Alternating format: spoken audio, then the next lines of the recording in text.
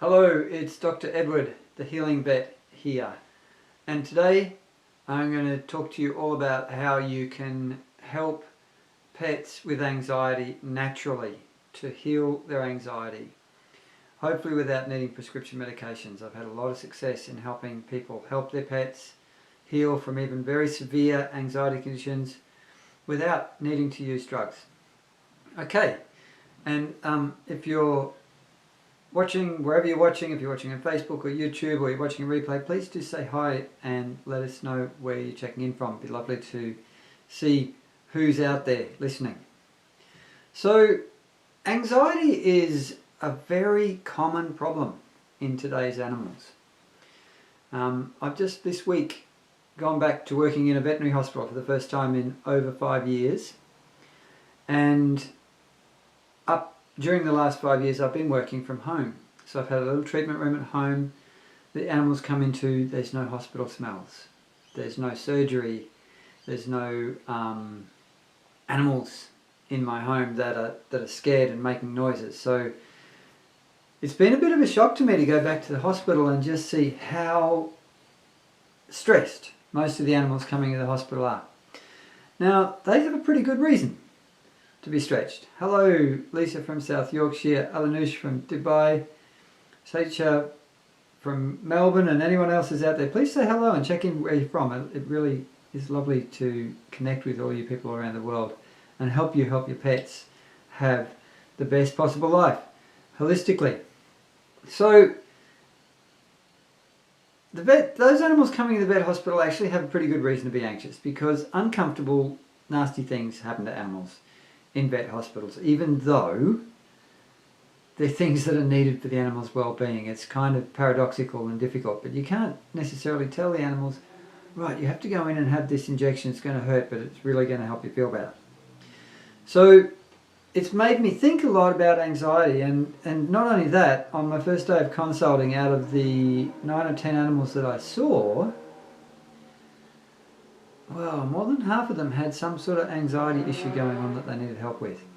So it's a very common problem, and I want to talk a little bit more about anxiety today and how you can help your animals with anxiety, hopefully without using drugs. Though sometimes the drugs are the best thing and can really help, even integrated into a more holistic approach. So for me, my definition of anxiety is that anxiety is arousal with nowhere to go. An anxious animal has got an arousal response that's active in their body, triggered usually by a non-life-threatening stimulus, something that isn't dangerous but the animal has decided somehow is dangerous. Now, often after anxious animals get triggered into anxiety, so they go into arousal, they go over here into fight, flight, arousal, they can't get back to relaxation. They don't have the ability to regulate out of arousal into relaxation. Now, your pets should be living in healthy relaxation 90% plus of their life. And most pets do not do that. So anxiety is a disease that has a strong mental, emotional component in our animals, in my opinion. So what happens is that often there's a stimulus, something happens. Something happens that gives the animal a fright, and perhaps there's a particular sound that coincidentally happens at the same time as the thing that gave the animal a fright. And what the animal does is it decides that that sound caused the fright. So anytime that sound or that stimulus or that anxiety trigger happens again in the future, they've decided already in their mental, emotional concept of the world that this trigger is danger. So they go bang into arousal, into fight, flight. They have this survival response triggered in their body which primes them to be ready to fight for their lives or to flee for their lives. Now, unfortunately, most domestic animals can't actually move away from these things. They are confined in yards or homes, and if there's some sort of stimulus that they find that they have made into a fearful stimulus for whatever reason, even if it's not something that's life-threatening and not actually a true real danger, they can't move away from it. and that's a problem. So an animal becomes sensitized to any kind of stimulus as an anxiety trigger. Now there's classic ones of sound. With reactive animals, you're going to have that's the more common example of another animal, or a human, a particular human. So some animals will be super anxious about men, or men with hats, or men with beards, because they've had a bad experience at some time with a man like that.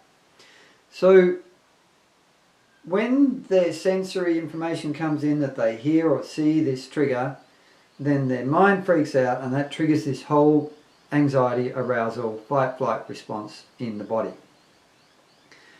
So you get a release of hormones like cortisol and adrenaline that takes all the blood supply away from the gut into the muscles, makes heightened alertness and tension in the body so the animal is ready to act, to fight or to flee.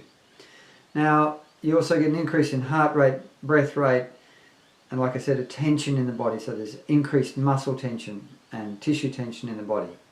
Now any animal that has a lot of this arousal going on in their being over time, it's going to have a pretty serious negative impact on their health and on their well-being, mentally, emotionally and physically.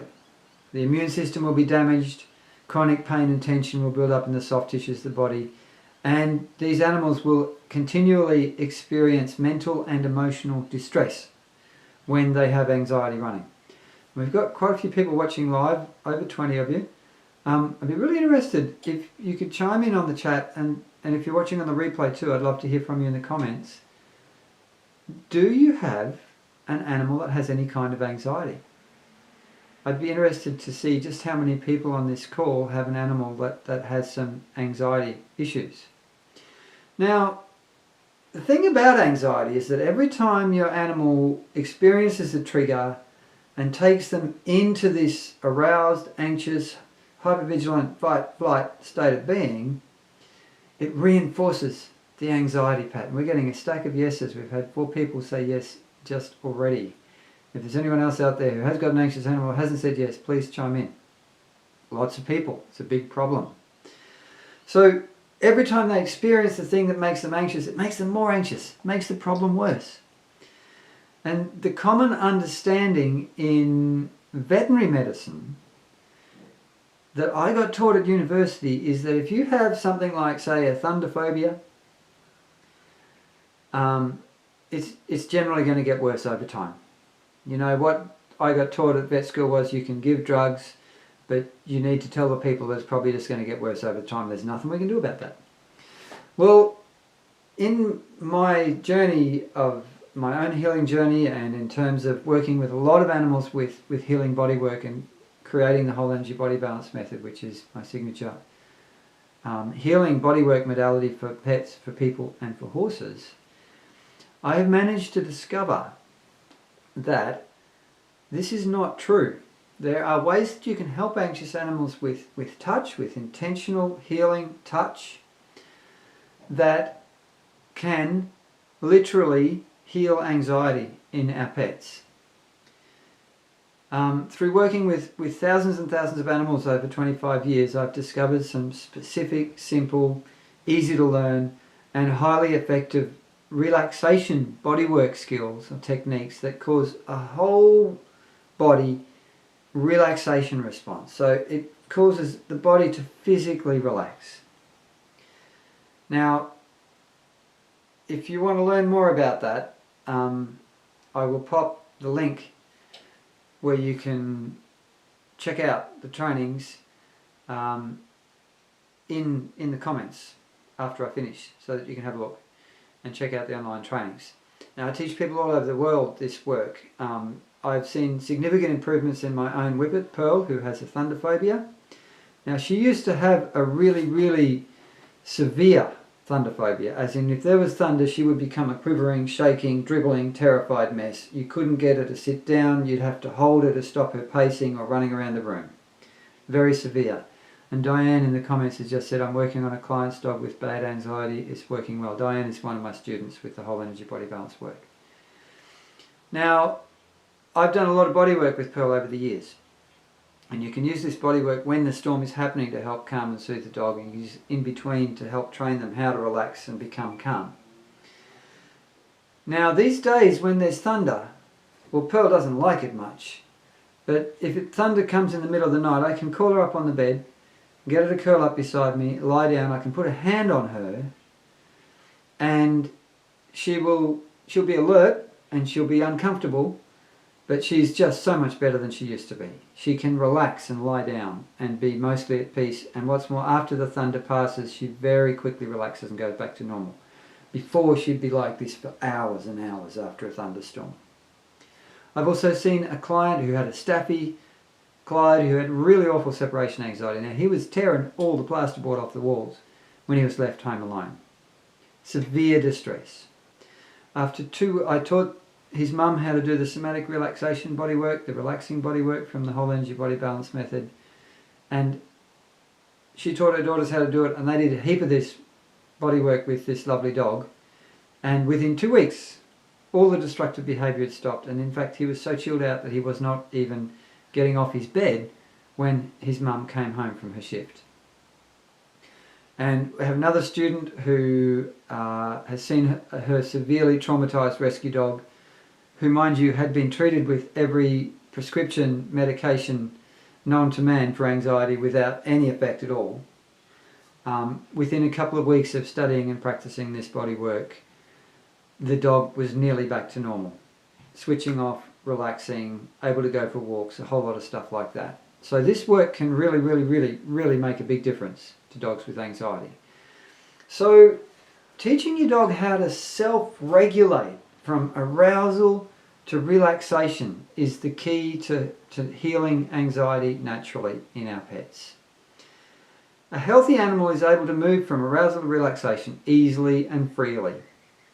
They'll move into healthy arousal for play, or if there is a danger that they need to deal with. Then when the play is finished or the danger passes, they will go back to relaxation very quickly and easily. And this is the healthy resting state of what your pet should be, healthy relaxation. Most of the time, your pet should be in healthy, calm, chilled relaxation. Now, by the way, just as an aside, most humans live in a state of chronic stress, chronic arousal, chronic low-grade or high-grade anxiety. We live in a very stressful world. And your stress, your anxiety has a direct effect on your animal's anxiety. They feel it, they respond to it, they go, my mum, my dad is anxious, there must be danger, so I better be anxious too. That's what happens. So it's really important that you learn how to regulate yourself to healthy relaxation, and that can sometimes take quite a lot of work. But the center of gravity on the arousal relaxation axis is that your animal should be spending most of their time over here in relaxation. If they're not, we have a problem. So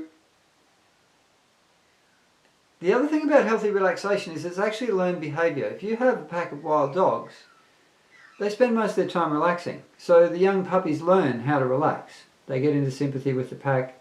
When everyone relaxes, they go, oh, we relax. So they learn how to do that. Humans are actually really bad at this because humans tend to really raise up their dogs.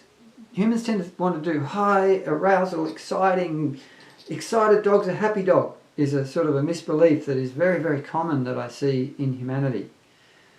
Some high arousal, high impact play is healthy, but only small amounts. You should be focusing a lot of time on doing relaxing activities with your pets. Super important. Lisa, if you'd love some more information, you can message me on Facebook at the Healing Vet page, or you can drop into thehealingvet.com and message me, anyone who wants more information. Please do that. Now, if you go to a vet with anxiety, they're probably going to want to prescribe anxiety medications. Now, there is a place for these medications, but they do not treat the root cause of anxiety in pets, which is a lack of ability for the animal to regulate from arousal to relaxation.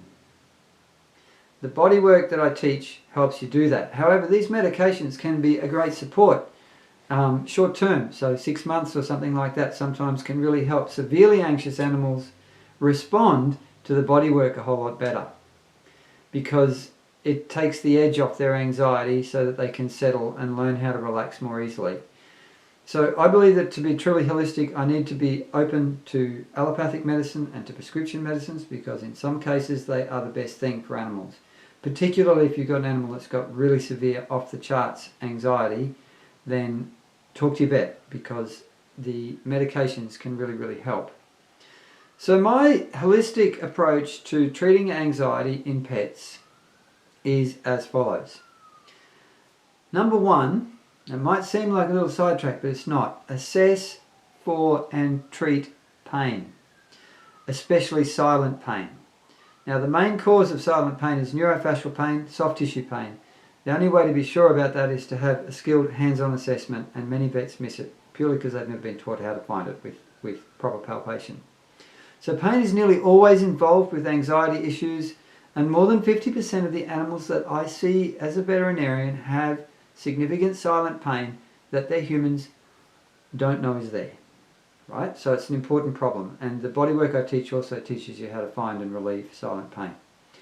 Number two is learn how to communicate clear, healthy boundaries with your pets. Now, this means that you need to learn how to be able to have a silent conversation with your body language, with your gaze, with your presence, and commands out. But the command is about 2% of the communication. But you need to be able to ask your pets to respect your bubble, your personal space. So you need to be able to say to your dog, out, and have them respect that, and not be trying to lean and push in and say, no, I must come over to you. If I can't touch you, I'm going to die. Because that's what they feel like, right?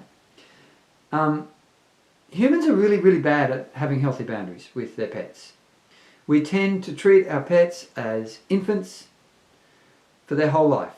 This is very unhealthy for the pets, and it's actually unhealthy for the humans too.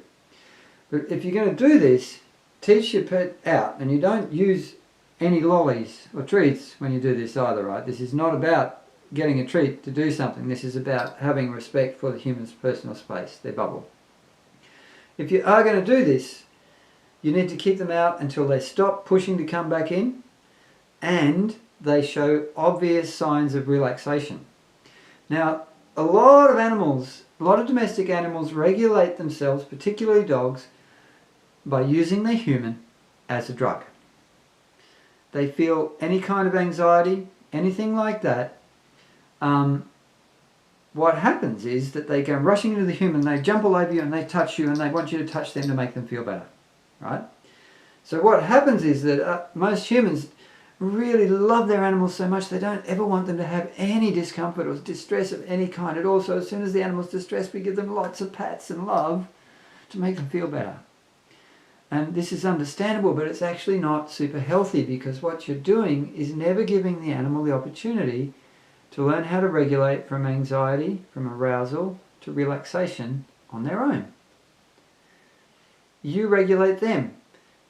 And in the end, they become dependent on you to regulate to relaxation or calmness. In fact, a lot of them don't even really get to calmness when they do this with their humans. They're still anxious, but they're clinging to their humans like a limpet, trying to make themselves feel better. Now, if you keep your animal out of your space, you have to be determined, right? You have to be more determined than your animal when you do this. And I teach a whole lot about this in the online trainings. Then they have to find a way to regulate themselves. And I do this all the time with clients' animals. And what will happen is that I'll have the client in the corner of the room here.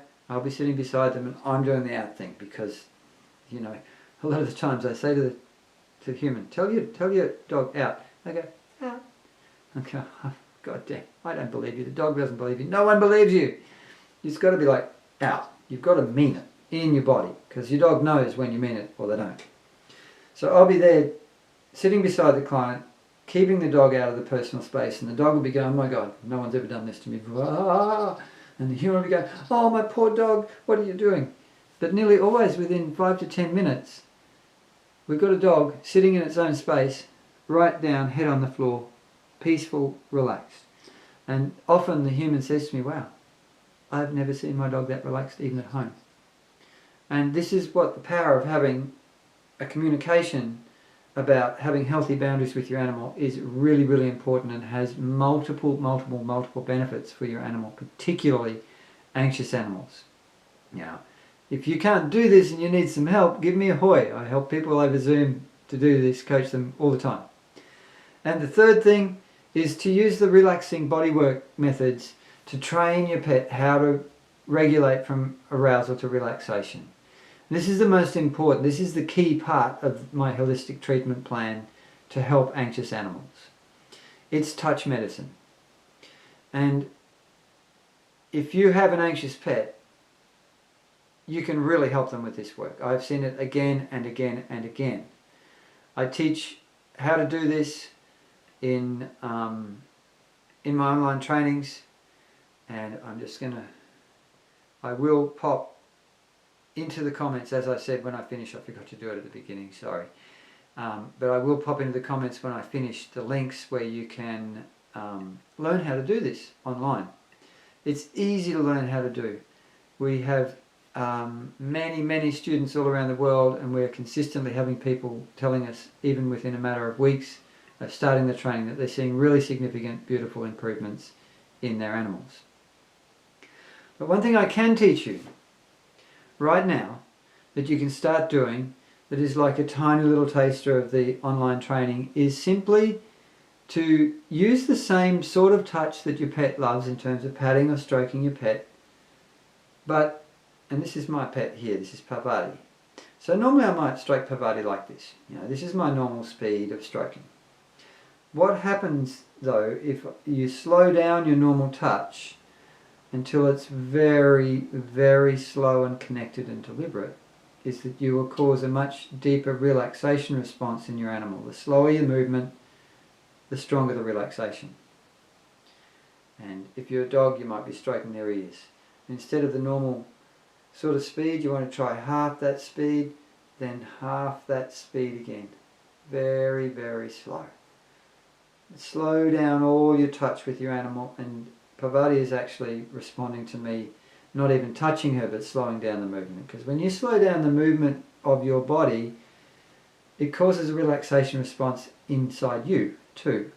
And that has benefits for your animals, because your animal sympathetically relax to you.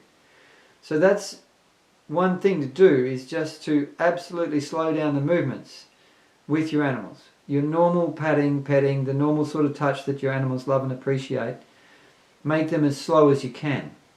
Now, if you have a really anxious pet, they're going to relax a bit from the body touch, and then their mind's going to make them go back to anxiety. You'll get this relaxation, arousal cycle. That's totally normal.